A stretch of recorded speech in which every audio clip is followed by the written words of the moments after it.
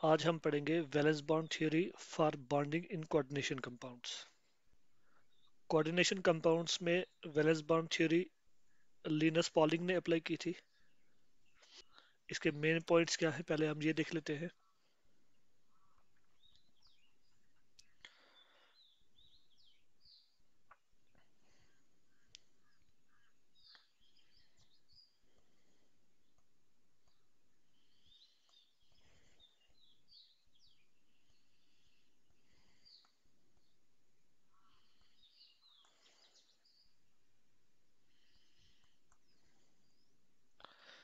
The central metal atom और ion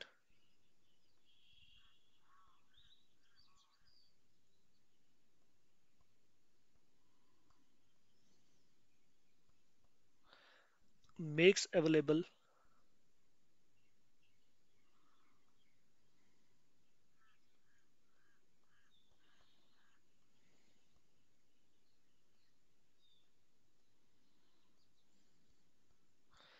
a certain number of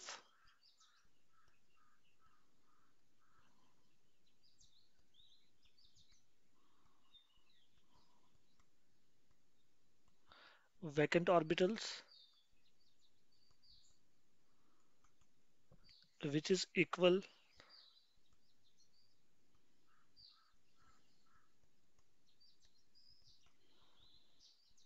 to its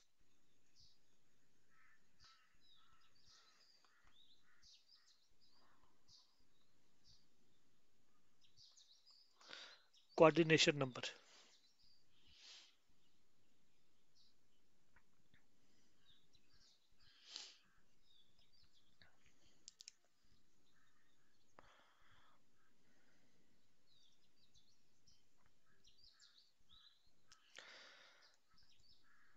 central metal atom या central metal ion कुछ vacant orbitals available बनाता है, किसके लिए? लिगेंड के साथ बॉन्डिंग करने के लिए। ठीक है। हम जानते हैं कि जो बॉन्डिंग होती है वो होती है कोऑर्डिनेट बॉन्डिंग। तो वैलेंस बॉन्ड थ्योरी ने जो बॉन्डिंग है सेंट्रल मेटल और लिगेंड के बीच में, उसको कोऑर्डिनेट बॉन्डिंग माना।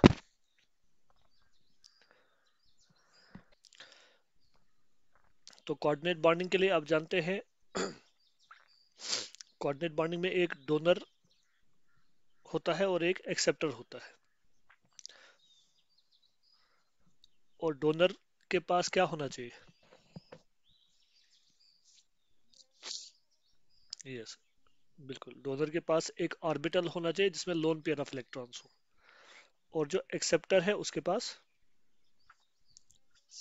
बिल्कुल वैकेंट ऑर्बिटल होना चाहिए। तो सेंट्रल मेटल एटम या सेंट्रल मेटल आयन यहाँ पर एक्सेप्टर का काम करता है, इसलिए इसके पास कुछ वैकेंट ऑर्बिटल्स होने चाहिए। कितने वैकेंट ऑर्बिटल्स होने चाहिए? जितने उसने लिगेंड्स के साथ बॉन्ड्स बनाने हैं, मतलब जितना उसका कोऑर्डिनेशन नंबर है। तो सबसे पहला काम जो होगा कि सेंट्रल मेटल उतने ऑर्बिटल्स, उतने वैकेंट ऑर्बिटल्स अवेलेबल बनाएगा जितना उसका कोऑर्डिनेशन नंबर है। उसके बाद वो जो वैकेंट ऑर्बिटल्स हैं उनकी हाइब्रिडाइजेशन हो जाती है।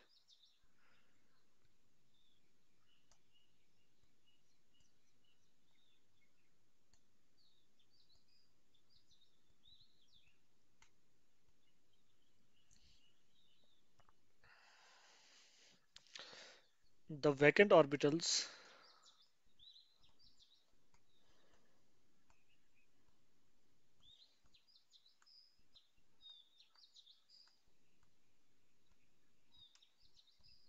of the central metal atom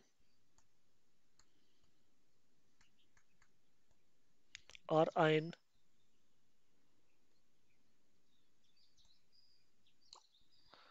undergo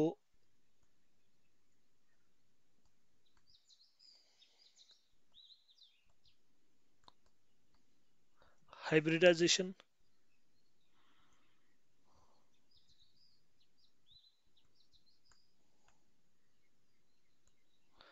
to form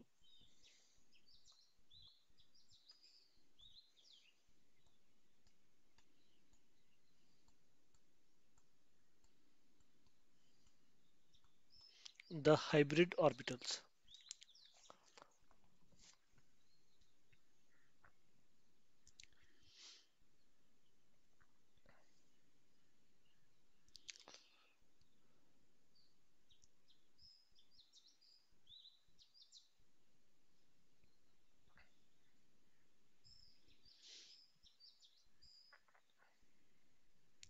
okay.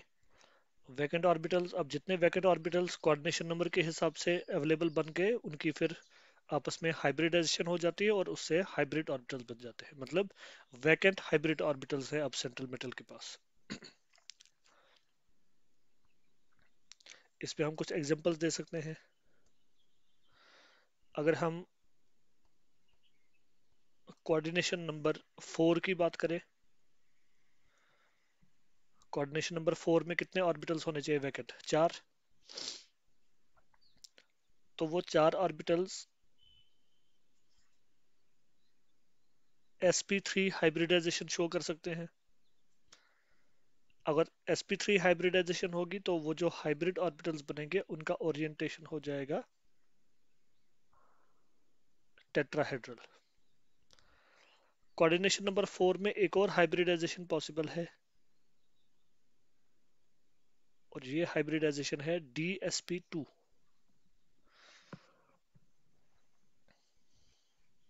और इन केस dsp2 हाइब्रिडाइजेशन होगी तो उस केस में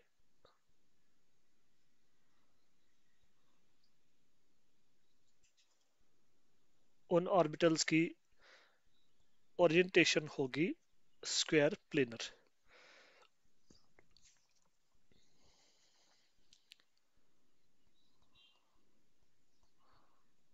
अब अगर कोऑर्डिनेशन नंबर 6 है तो उस केस में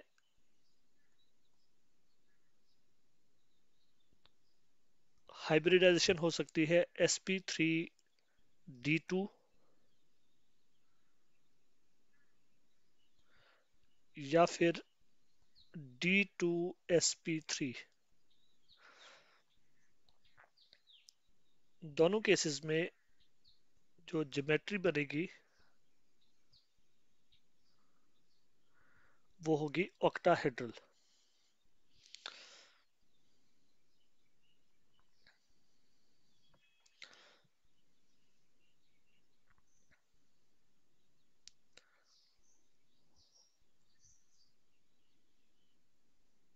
ठीक है, कर लिया नोट आपने?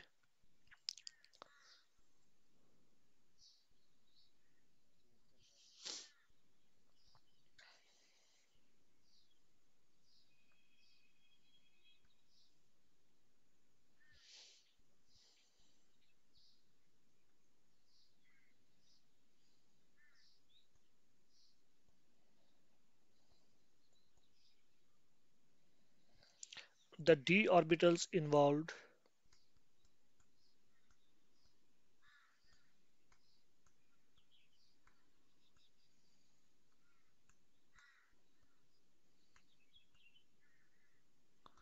in the hybridization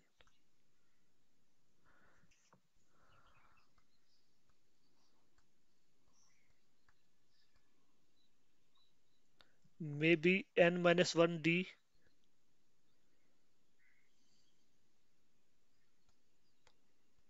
or nd orbitals.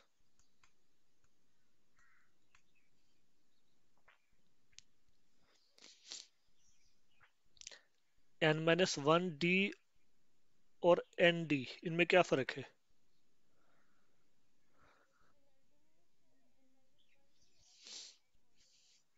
Yes, n आप जानते हैं, n हम प्रिंसिपल क्वांटम नंबर के लिए लिखते हैं। तो principal quantum number means the outermost और द वैलेंस शेल। तो जब हमने nd लिखा, nd का मतलब है the d orbitals belonging to the outermost shell. तो वो भी इन्वॉल्व हो सकते हैं हाइब्रिडाइजेशन में, या n-1d it means the penultimate shell. अगर n-1d ऑर्बिटल्स इन्वॉल्व हो जाए हाइब्रिडाइजेशन में तो जो कम्प्लेक्स बनेगा उसको हम इनर ऑर्बिटल कम्प्लेक्स कहते हैं। ठीक है, इनर ऑर्बिटल कम्प्लेक्स। और अगर वैलेंस शेल या आउटर मोस्ट शेल के डी ऑर्बिटल्स इन्वॉल्व हो जाए तो ऐसे कम्प्लेक्स को हम आउटर ऑर्बिटल कम्प्लेक्स कहते हैं।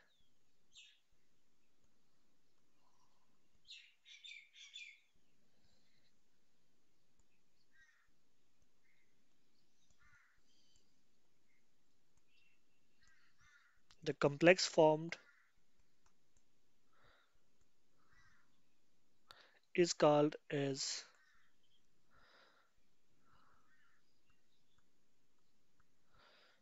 inner orbital complex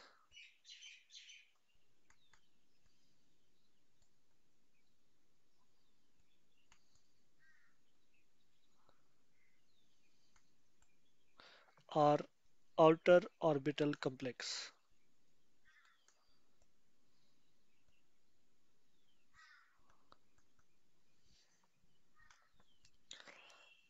अब देखो, कोऑर्डिनेशन नंबर 6 में हमने देखा हाइब्रिडाइजेशन या तो sp3d2 होगा या फिर d2sp3 होगा।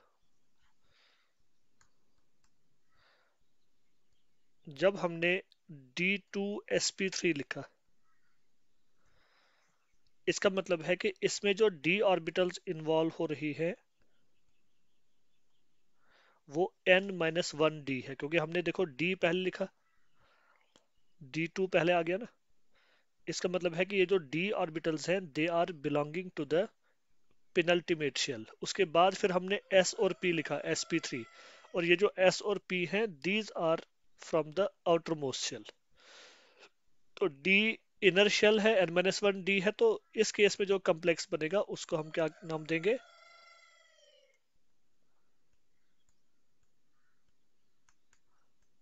उसको हम नाम देंगे inner orbital complex.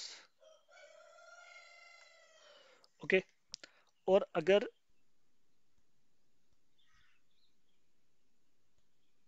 sp3d2 hybridisation है, इसका मतलब यहाँ पर हम d आखिर पे क्यों लिख रहे हैं? क्योंकि जो d ऑर्बिटल्स हैं they belong to the outermost shell nd। तो इस केस में जो कॉम्प्लेक्स बनेगा उसका नाम होगा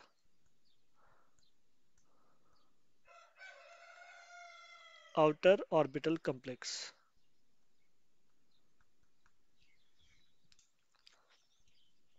ठीक है। तो हाइब्रिडाइजेशन जो होगा, नेचर ऑफ हाइब्रिडाइजेशन, वहां से हम पहचानेंगे इनर ऑर्बिटल कॉम्प्लेक्स क्या है और आउटर ऑर्बिटल कॉम्प्लेक्स क्या है।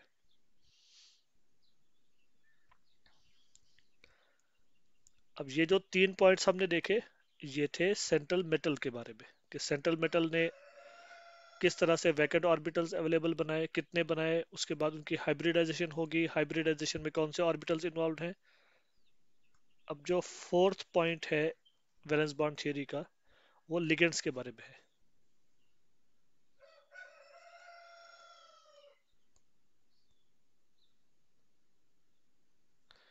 A ligand contains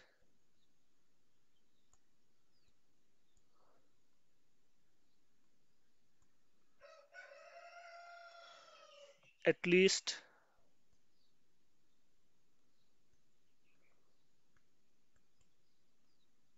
one orbital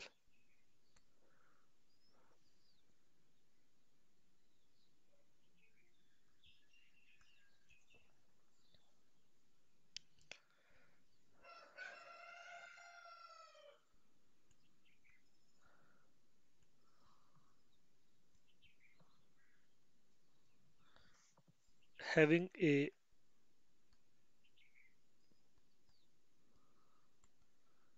lone pair of electrons।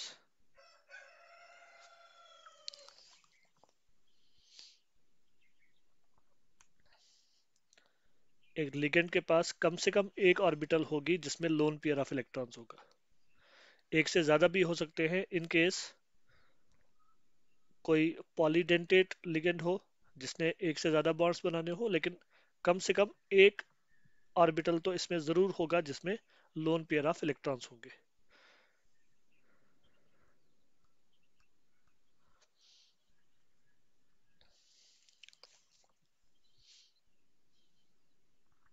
ठीक है। इसके बाद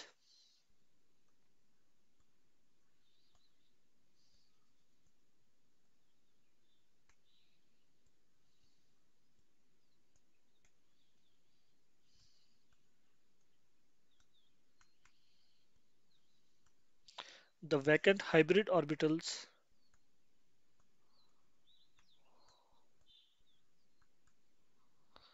of the central metal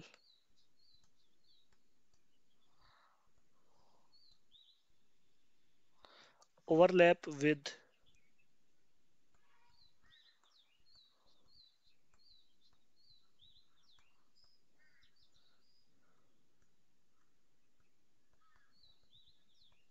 the filled orbitals of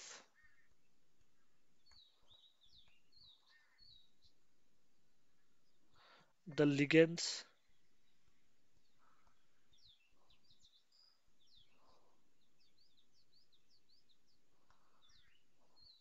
to form coordinate bonds.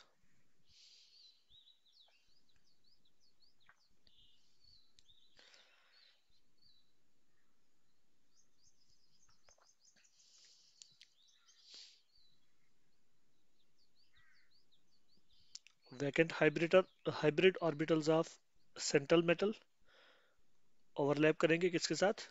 Field orbitals of the ligands के साथ, और इस तरह से बनेंगे coordinate bonds.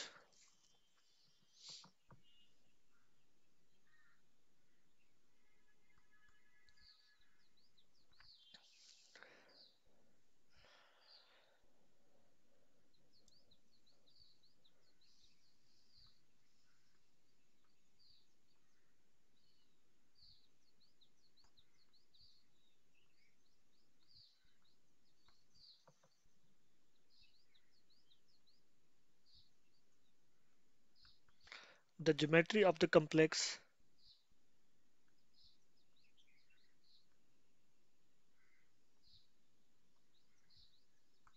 depends on the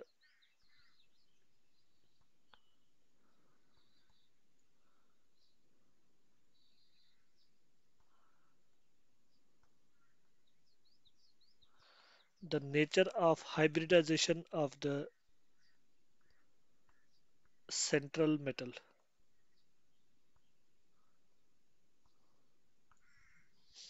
ये हमने पहले भी डिस्कस किया पिछले एक पॉइंट में.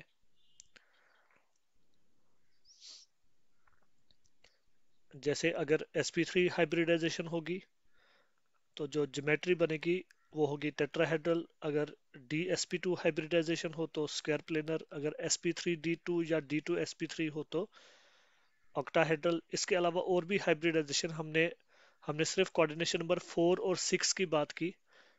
लेकिन अगर इसके अलावा कुछ कोऑर्डिनेशन नंबर हो जैसे 2 हो, उस केस में हाइब्रिडाइजेशन होगा sp और उस केस में ज्योमेट्री बनेगी लीनियर. तो तो जो भी हाइब्रिडाइजेशन होगा वही डिसाइड करेगा कि एक कोऑर्डिनेशन कॉम्प्लेक्स की ज्योमेट्री क्या होगी. ज्योमेट्री मींस कि लिगेंड्स का अरेंजमेंट क्या होगा around the central metal.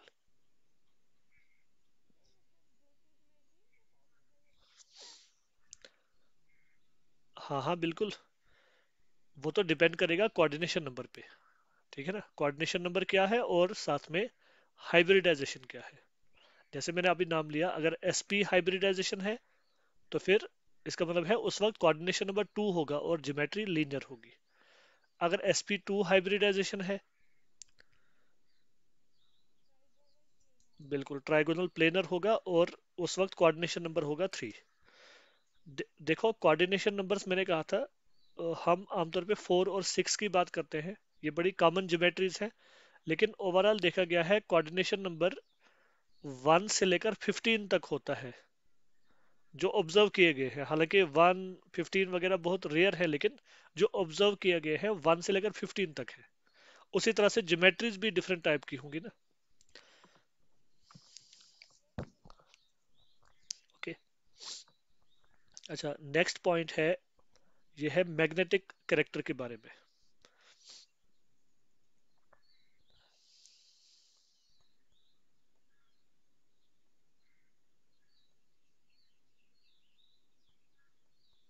If a complex means coordination complex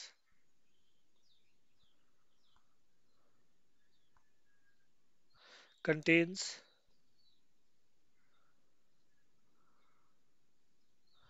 one or more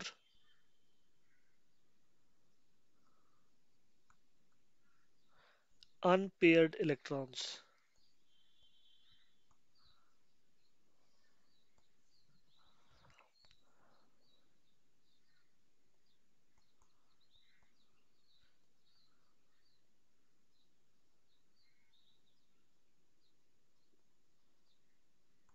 it is paramagnetic in nature.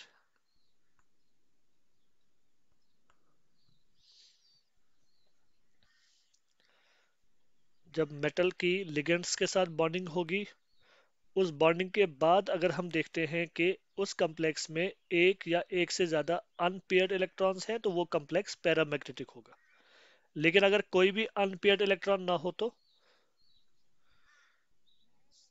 Then it becomes diamagnetic. If there is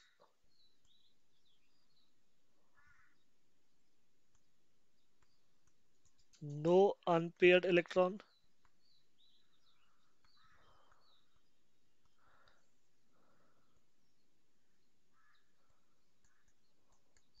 the complex is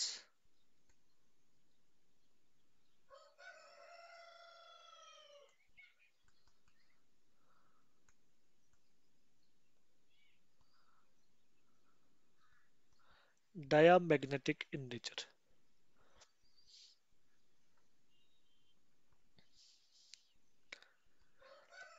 ये थे main assumptions या main points of valence bond theory for coordination compounds. अब हम इन्हीं points की light में कुछ coordination compounds की फॉर्मेशन देखेंगे, उन कंपाउंड्स में किस तरह से हाइब्रिडाइजेशन होती है, कौन सी ज्योमेट्री बनती है, उनकी मैग्नेटिक प्रॉपर्टीज क्या है, ये सब हम अब डिस्कस करेंगे। तो सबसे पहले हम स्टार्ट करेंगे with coordination number 6।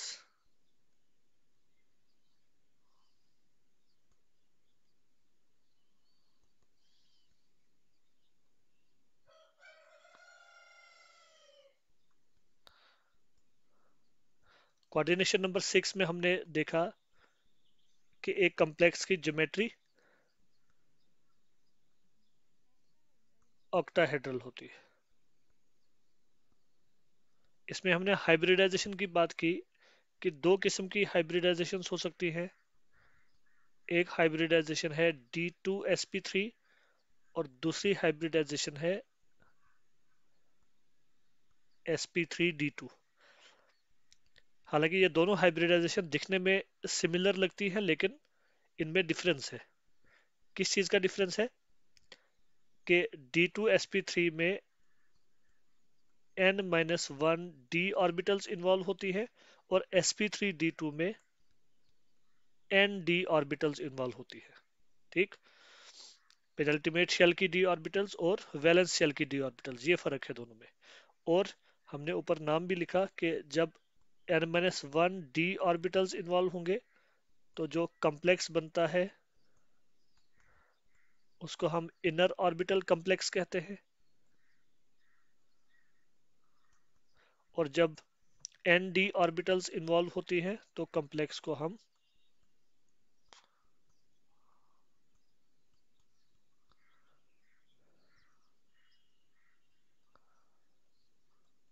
Outer orbital complex कहते हैं। अब हम कुछ एग्जांपल्स करेंगे जिसमें ये दोनों टाइप्स जो है वो आ जाएंगे।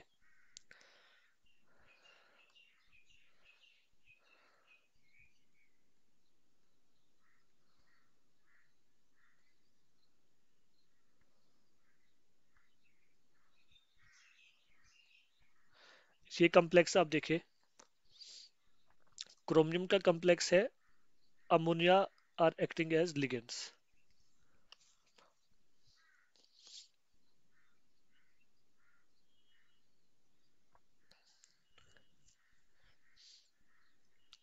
इस कॉम्प्लेक्स का नाम बताओगे कोई, आईयूपीएसी नेम जरा बताओ मुझे।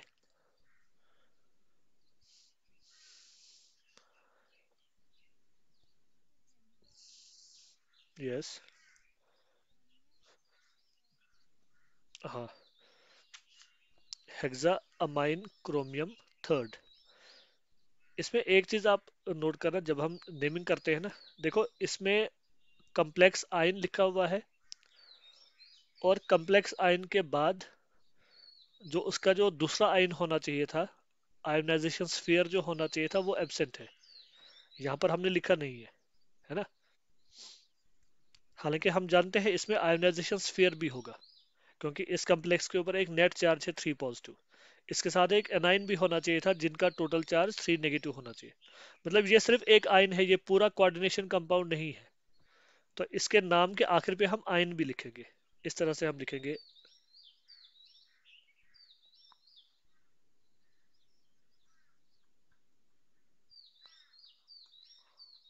हेक्सा अमाइन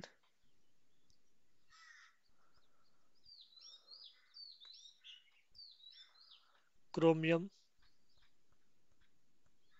थर्ड, और आखिर पे हम लिखेंगे आयन। ये आयन हमने क्यों लिखा, क्योंकि यहाँ पर इसका जो काउंटर आयन था वो मौजूद नहीं था। अगर काउंटर आयन होता, जैसे मान लो इसके बाहर क्लोराइड होता, तो हम लिखते फिर hexa amine chromium third chloride.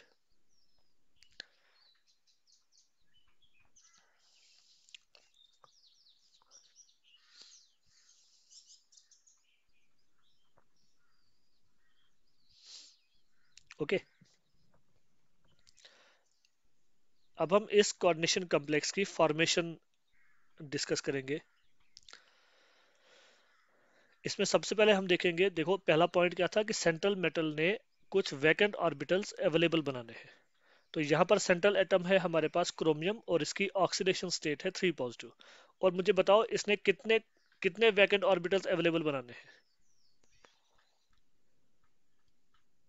6, क्योंकि कोऑर्डिनेशन नंबर है 6। तो सबसे पहले हम स्टार्ट करेंगे क्रोमियम एटम के साथ। क्रोमियम एटम एटॉमिक नंबर कितना है? 24 है ना? 24 है।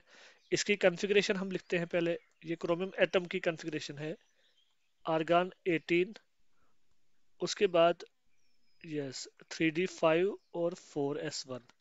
This is the electronic configuration of chromium atom. लेकिन अब हम लिखेंगे क्रोमियम थर्ड, क्योंकि आप जानते हैं इस कॉम्प्लेक्स में क्रोमियम एटम नहीं है बल्कि क्रोमियम आयन है। क्रोमियम थर्ड आयन हम ऐसे लिखेंगे।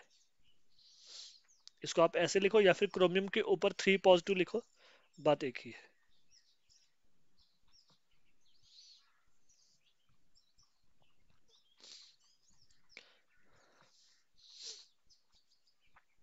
अब क्रोमियम थर्ड आयन की कॉन्फ़िगरेशन क्या होगी? आप क्रोमियम में से 3 इलेक्ट्रॉन निकाल दो, बाकी क्या बचा? आर्गन 18 और 3, हाँ 3 इलेक्ट्रॉन रिमूव करने के बाद बचेगा 3d3, और 4s तो वैकेंट रहेगा। 3d3 4s0। 4s के बाद आप जानते हैं 4p भी होता है।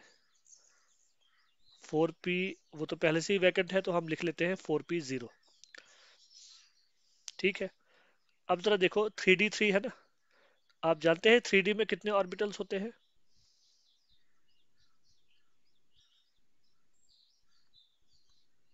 5 ऑर्बिटल्स होते हैं। ये हो गया 3d, और इसमें इलेक्ट्रॉन है 3, तो वो 3 इलेक्ट्रॉन्स कुछ इस तरह से होंगे। बन गया 3d3। उसके बाद 4s है, 4s में एक ही ऑर्बिटल है, खाली है। उसके बाद 4p है, 4p में कितने ऑर्बिटल्स हैं? 3 ऑर्बिटल्स, वो भी खाली हैं। ठीक है। इस तरह से आप देख लो, हमारे पास 3d में 2 ऑर्बिटल्स वैकेंट हैं, 4s भी वैकेंट है, और 4p के 3 ऑर्बिटल्स भी वैकेंट है। तो क्रोमियम के पास ये 6 ऑर्बिटल्स आ गए विच आर वैकेंट। जितना उसका कोऑर्डिनेशन नंबर है उतने वैकेंट ऑर्बिटल्स अवेलेबल हो गए। ओके।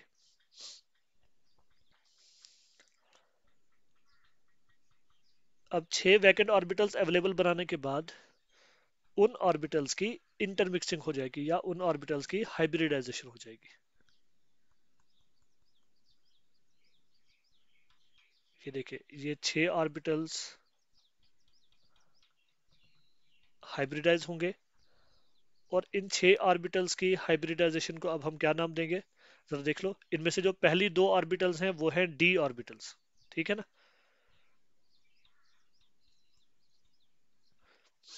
पहली 2 ऑर्बिटल्स 3d को बिलोंग करते हैं ना, तो हमने लिखा D2। उसके बाद एक ऑर्बिटल है s, और फिर 3 ऑर्बिटल्स हैं p। तो इसलिए हमने इस हाइब्रिडाइजेशन को नाम दे दिया D2sp3 हाइब्रिडाइजेशन।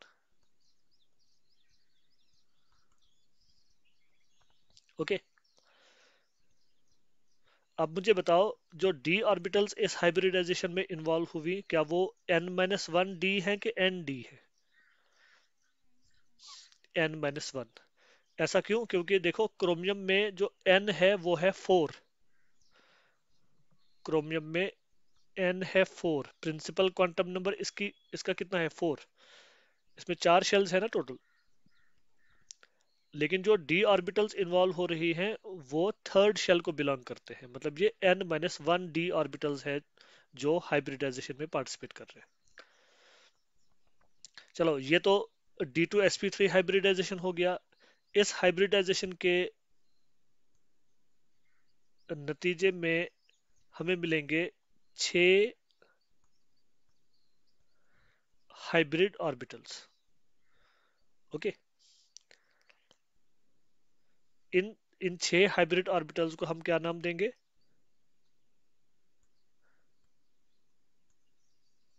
D2sp3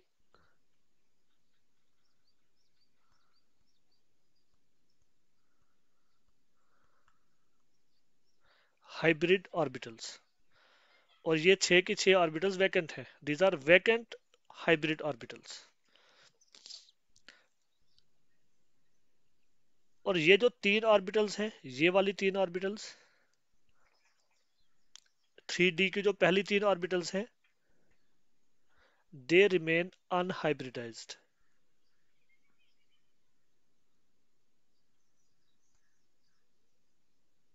जो ऑर्बिटल्स हाइब्रिडाइजेशन में पार्टिसिपेट नहीं करते, they are called unhybridised orbitals.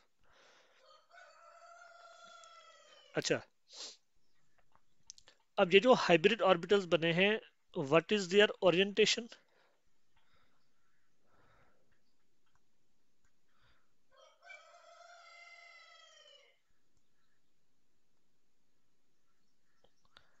Hybrid orbitals की ओरिएंटेशन वो तो हाइब्रिडाइजेशन से डिसाइड होती है। D2sp3 हो या फिर sp3d2 हो, द ओरिएंटेशन इज ऑक्टाहेड्रल। और वो ऑक्टाहेड्रल हम कुछ इस तरह से बना सकते हैं।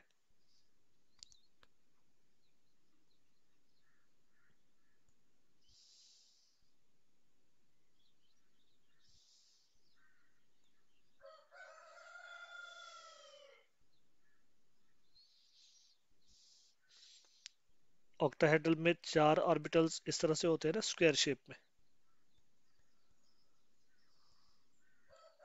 और 2 ऑर्बिटल्स होंगे उनके परपेंडिकुलर, ऐसे ऊपर और नीचे। ये जो मैंने बनाए हैं, these are 6 hybrid orbitals. Hybrid orbital जिनकी ओरिएंटेशन है ऑक्टाहेड्रल। और ये ऑर्बिटल्स वैकेंट हैं। ठीक,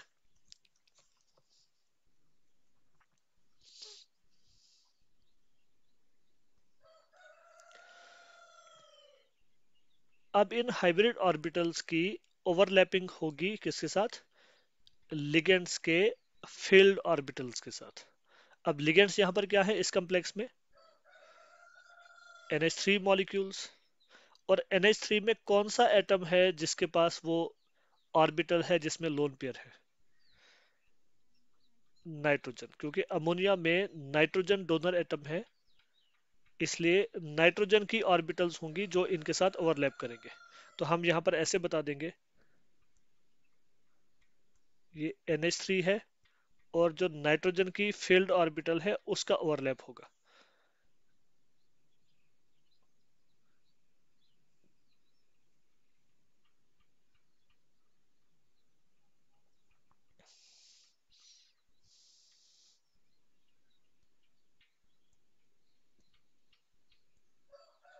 ये नाइट्रोजन की ऑर्बिटल, ये उसके 2 इलेक्ट्रॉन्स।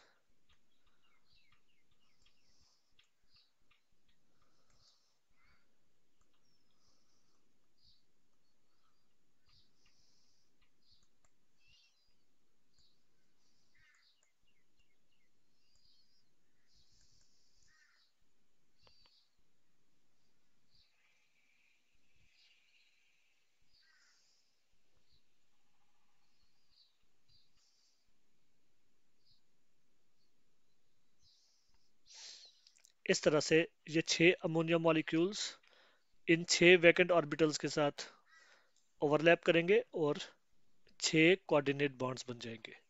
यही चीज हम यहाँ पर भी बता सकते हैं। ये देखिए, ये मैं 6 अमोनिया मॉलिक्यूल यहाँ पर बनाऊंगा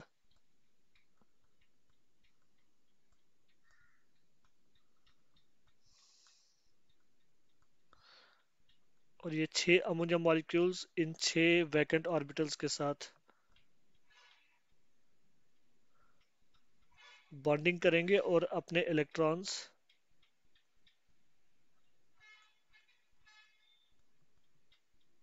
इनके साथ शेयर करेंगे और इस तरह से 6 कोऑर्डिनेट बॉन्ड्स बन जाएंगे।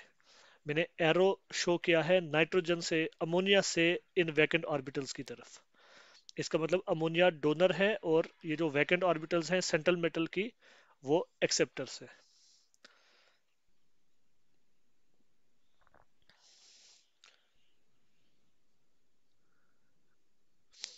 जो डायग्राम आप बना रहे हो साथ साथ में।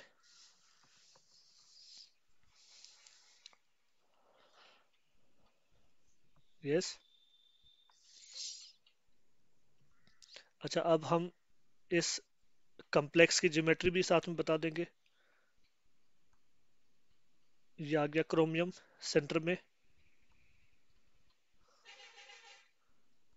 अब इसके बॉन्ड्स हम ऐसे शो करेंगे।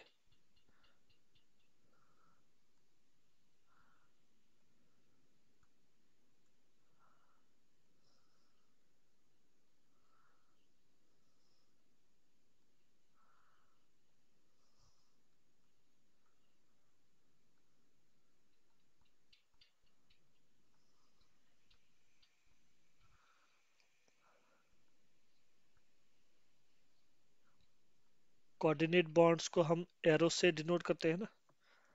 तो इस तरह से हमने इन सभी बॉन्ड्स को एरो में बनाया और एरो कहाँ से कहाँ की तरफ पॉइंट कर रहे हैं, डोनर से एक्सेप्टर की तरफ।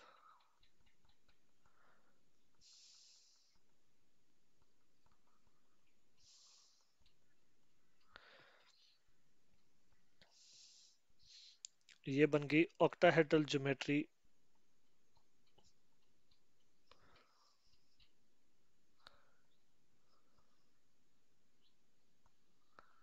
Octahedral geometry of the complex।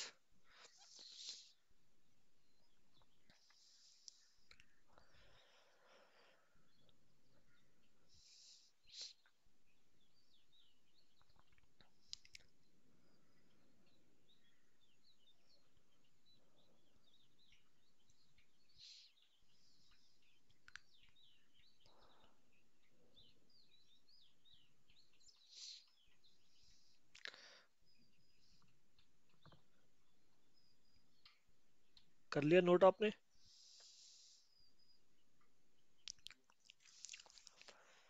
ठीक है। ये तो हमने फॉर्मेशन ऑफ हेक्साअमीन या हेक्साअमाइन क्रोमियम थर्ड आयन बता दिया। अब इसके बारे में आप मुझे बताओ, जो ये कम्प्लेक्स बना है, क्या ये इनर ऑर्बिटल कम्प्लेक्स है या फिर आउटर ऑर्बिटल कम्प्लेक्स?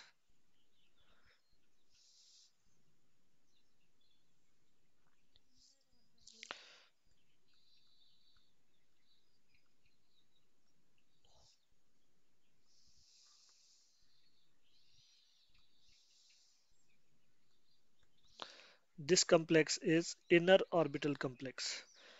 क्यों? Because n-1 d orbitals are involve. और दूसरा मैंने कहा था मैग्नेटिक प्रॉपर्टीज के बारे में। क्या ये कम्प्लेक्स पैरामैग्नेटिक है या फिर डायमैग्नेटिक है? क्या लगता है आपको? This complex is paramagnetic. बताओ क्यों?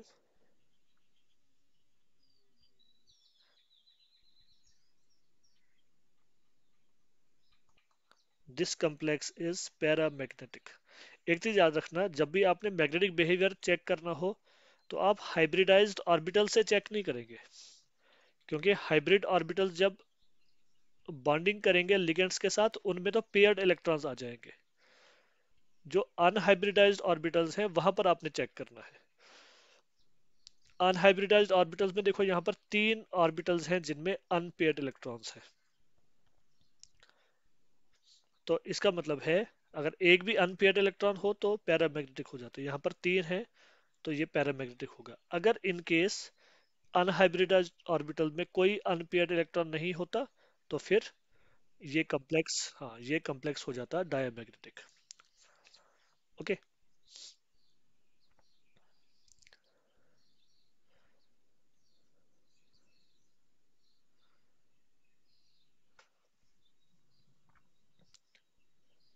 नेक्स्ट एग्जांपल हम लेंगे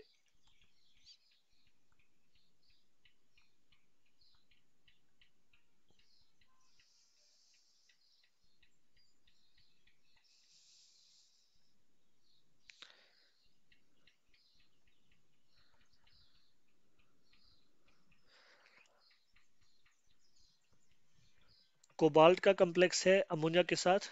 इस कम्प्लेक्स का नाम क्या होगा?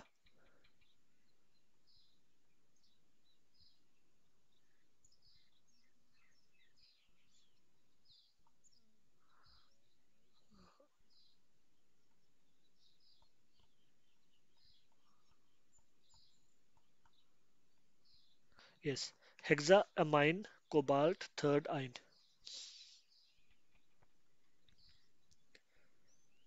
इसमें भी हम वैसे ही स्टार्ट करेंगे, पहले कोबाल्ट एटम से हम स्टार्ट करेंगे। कोबाल्ट का एटॉमिक नंबर कितना होता है? 27। ठीक। और इसकी इलेक्ट्रॉनिक कन्फिग्रेशन क्या है? Argon 18, 3d7, 4s2। ये है कोबाल्ट एटम की कन्फिग्रेशन। लेकिन इस कम्प्लेक्स में आप देखते हैं कोबाल्ट की ऑक्सीडेशन स्टेट है 3। अब हम लिखेंगे कोबाल्ट थर्ड आइन। कोबाल्ट थर्ड आइन। तो अब कन्फिग्रेशन क्या हो जाएगी? Argon 18, 3d6, 4s0, 4p0। देखो अगर जरूरत पड़ी तो हम 4p के बाद 4d को भी यूज कर सकते हैं, वो हम देखेंगे। 3d6 है हमारे पास, इसका मतलब 3d की 5 ऑर्बिटल्स, और उन 5 ऑर्बिटल्स में इलेक्ट्रॉन्स हैं 6।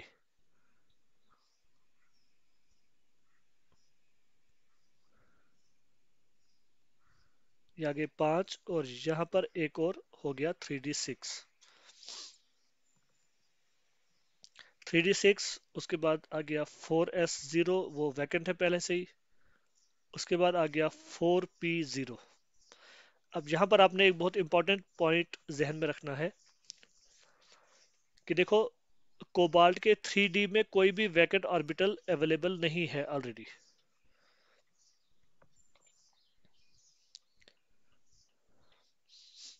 है ना।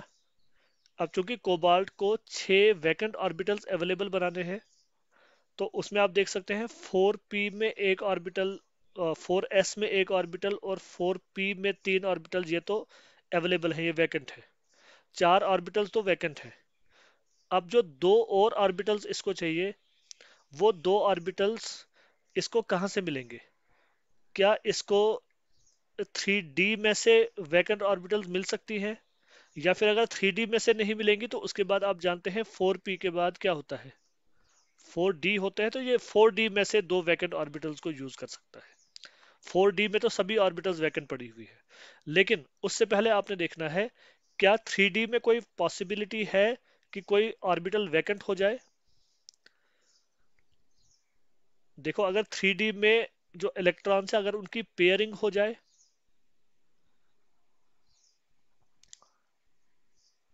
है ना पॉसिबल। जैसे मान लो ये इलेक्ट्रॉन यहां से यहां आ जाए और ये इलेक्ट्रॉन यहां से यहां आ जाए, मतलब पेयरिंग हो जाए, तो 3d में 2 ऑर्बिटल्स वैकेंट हो सकती है। लेकिन क्या वो पेयरिंग होगी या नहीं होगी, वो हम कैसे डिसाइड करेंगे? वो हम डिसाइड करते हैं on the basis of ligands. अब यहाँ पर आप याद रखना, देखो इसके बारे में जो पूरी डिटेल होगी वो अगली थ्योरी में आ जाएगी, क्रिस्टल फील्ड थ्योरी में। लेकिन यहाँ पर आप कुछ लिगेंड्स याद रख लो।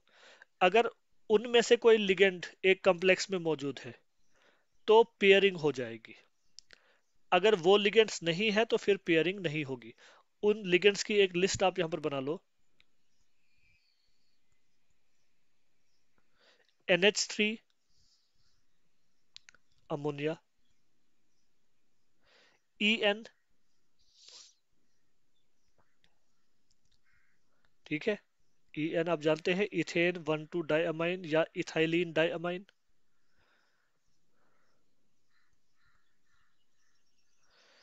PY हमने पढ़ा था, पायरिडीन।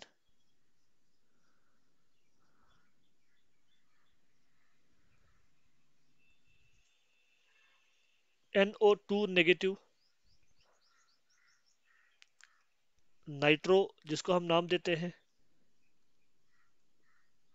CN नेगेटिव, साइनो, या कार्बन मोनोऑक्साइड जिसको हम कार्बोनाइल कहते हैं। ये कुछ लिगेंड्स आप याद रखेंगे। अगर इनमें से कोई लिगेंड प्रेजेंट हो, इसमें और भी कुछ शामिल है लेकिन जो सबसे कॉमनली हम देखते हैं तो वो मैंने यहाँ पर आपको बताए हैं। अगर इनमें से कोई लिगेंड मौजूद होगा तो पेयरिंग हो जाएगी।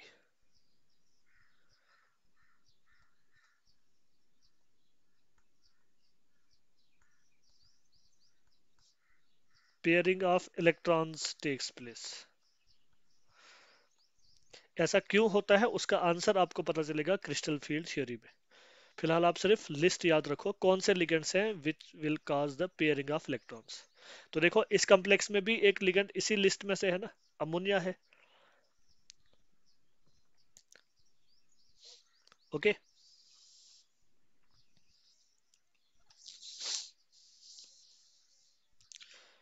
हाँ,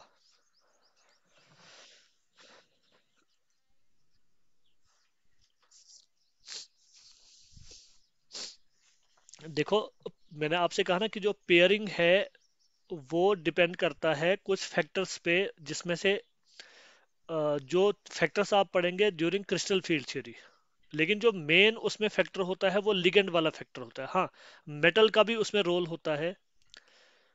वो सारे फैक्टर्स आपको हम क्रिस्टल फील्ड थ्योरी में बताएंगे, लेकिन फिलहाल के लिए आप याद रखो कि अगर इनमें से कोई लिगेंड होगा तो वो पेयरिंग काज करेगा।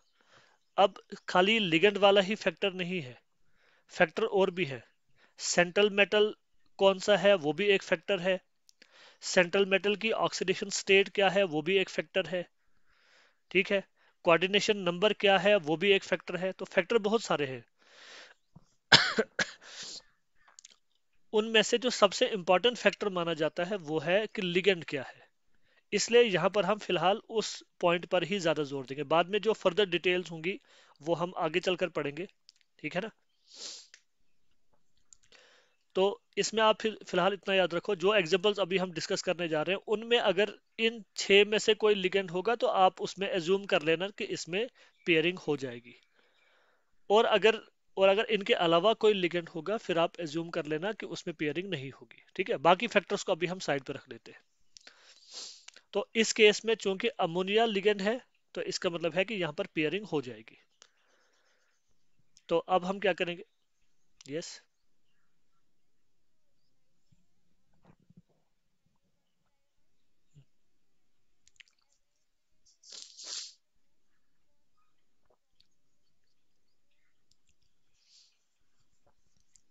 देखो ना, इनमें से जो सबसे स्ट्रांग है वो है कार्बन मोनोऑक्साइड।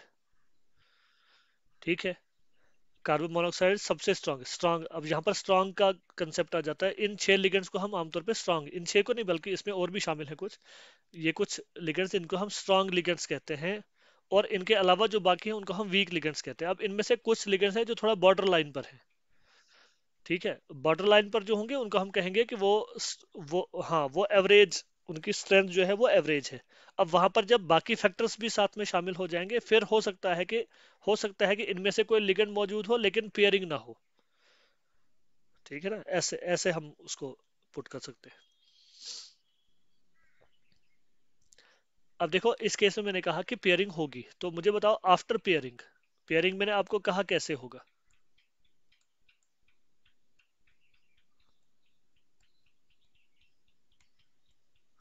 आफ्टर पेयरिंग आप देखो 3D में क्या कॉन्फ़िगरेशन बन गई।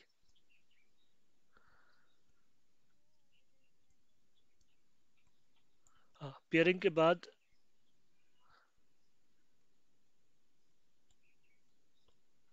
जो पहली 3 ऑर्बिटल्स हैं उनमें दो दो इलेक्ट्रॉन्स हो गए, और जो आखिर के 2 ऑर्बिटल्स हैं वो वैकेंट हो गए। फिर 4s तो पहले से ही वैकेंट था, 4p के ऑर्बिटल्स भी वैकेंट थे। इसका मतलब इस केस में हमें 4d की जरूरत नहीं है। सीधा 3d के 2 ऑर्बिटल्स, 4s और 4p की 3 ऑर्बिटल्स ये वैकेंट है। तो यही 6 ऑर्बिटल्स हाइब्रिडाइजेशन में पार्टिसिपेट करेंगे।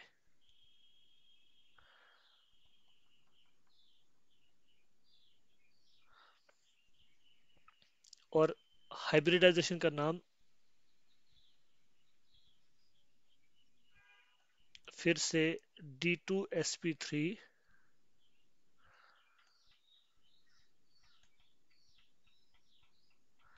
हाइब्रिडाइजेशन होगा।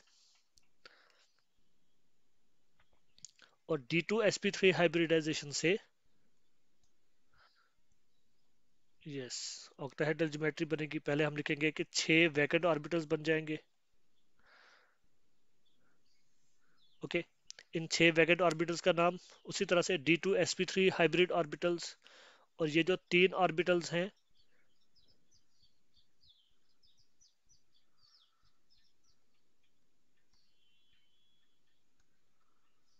Unhybridised orbitals.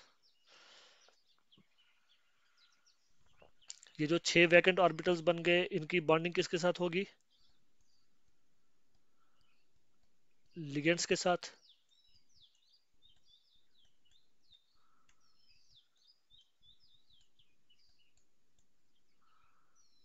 जैसे हमने पहले केस में बताया।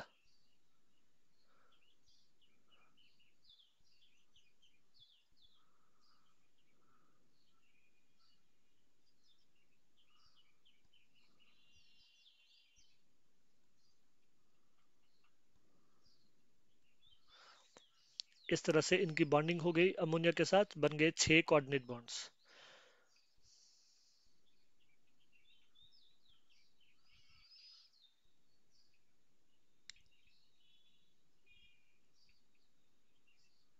या फिर हम ये ऑर्बिटल्स ऐसे भी बता सकते हैं,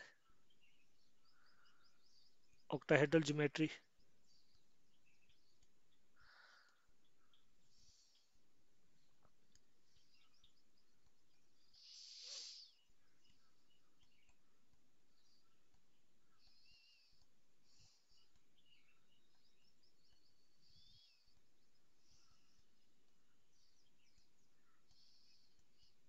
इस तरह से इनके साथ 6 अमोनिया जुड़ जाएंगे, ऑक्टाहेड्रल ज्योमेट्री बन जाएगी। इस ज्योमेट्री को हम फर्दर ऐसे ड्रा कर सकते हैं।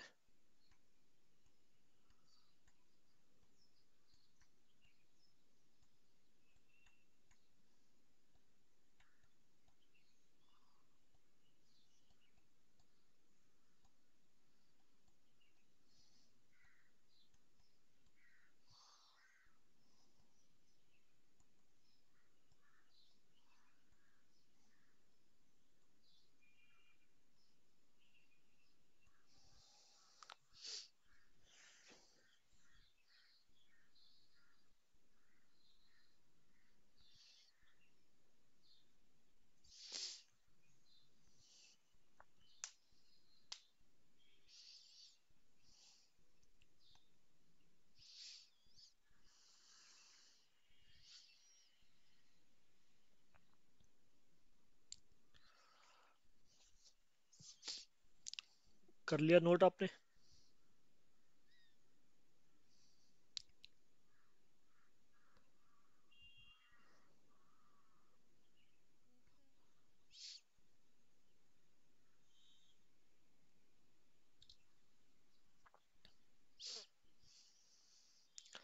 सबने नोट कर लिया? ठीक है। तो अब मुझे इस कंपाउंड के बारे में डिटेल्स बता दो। ये जो कॉम्प्लेक्स बना, क्या ये इनर ऑर्बिटल बना या फिर आउटर ऑर्बिटल? यस, इसमें n-1 d ऑर्बिटल यूज हुए तो इनर ऑर्बिटल। अभी तक हमने आउटर ऑर्बिटल की कोई एग्जांपल नहीं पढ़ी है, वो हम नेक्स्ट टाइम पढ़ेंगे अब। अच्छा, ये आगे इनर ऑर्बिटल कॉम्प्लेक्स बन गया। कॉम्प्लेक्स की ज्योमेट्री आ गई ऑक्टाहेड्रल। ठीक। और बताओ ये पैरामैग्नेटिक है या फिर डायमैग्नेटिक? इसमें अन इसमें अनपेयर्ड इलेक्ट्रॉन कहाँ पर है? देखो, इसमें अनपेयर्ड इलेक्ट्रॉन थे ओरिजिनली, चार थे, लेकिन जब पेयरिंग हो गई, पेयरिंग के बाद इसमें कोई भी अनपेयर्ड इलेक्ट्रॉन नहीं बचा, है ना। सारे इलेक्ट्रॉन्स पेयर अप हो गए थे ना। देखो, अनहाइब्रिडाइज्ड ऑर्बिटल्स में, तीन ऑर्बिटल्स में छह इलेक्ट्रॉन्स हैं, सारे पेयर्ड अप है। और जो जो वैकेंट ऑर्बिटल थे जिनकी बॉन्डिंग हुई लिगेंड्स के साथ, तो लिगेंड्स के साथ तो पेयर पेयर में ही वो इलेक्ट्रॉन्स आ जाते हैं। तो इसमें कोई भी अनपेयर्ड इलेक्ट्रॉन नहीं बचा है। इसका मतलब है the complex is diamagnetic in nature. Okay. तो हमने ये दो एग्जांपल आज की हैं। नेक्स्ट टाइम हम इसमें और एग्जांपल्स करेंगे जहां पर हमें इनर ऑर्बिटल और आउटर ऑर्बिटल कॉम्प्लेक्सेस का डिफरेंस पता चलेगा। हम ये भी देखेंगे कि मेटल एक ही सेंट्रल मेटल के केस में अगर लिगेंड्स डिफरेंट होंगे तो उससे कैसे डिफरेंस आ जाता है, किस तरह से इनर और आउटर ऑर्बिटल कॉम्प्लेक्सेस बनेंगे, वो भी हम देखेंगे। और उसके अलावा फिर हम कोऑर्डिनेशन नंबर 4 की बात करेंगे। ठीक है। हाँ जी।